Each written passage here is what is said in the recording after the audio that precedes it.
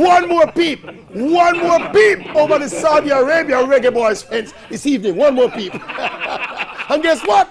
I don't see the JFF President Mike Ricketts, Vice President Bruce Gaynor, or General Secretary Dalton Wint. After leaving Jamaica about a week ago, all know them no reach Saudi Arabia yet. And on a run them runway, we wish.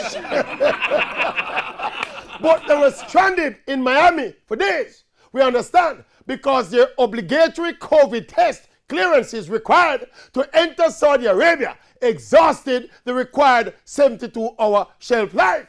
So they have to get retested in the USA and are now scrambling their way towards Saudi Arabia and will not get there until later tonight or tomorrow.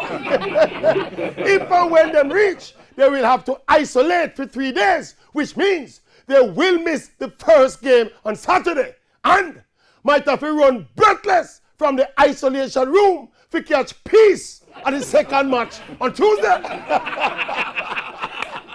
Oh, what continuous embarrassment for Jamaica. I wonder if we can arrange for them miss the return flight. Make them stay with them there. Yes. We can arrange that. Let me see who we can link. Yeah. I'm going to call my brethren Trump. Yes. Make him link the Saudi prince. Yeah. Hold on. What Trump no lose?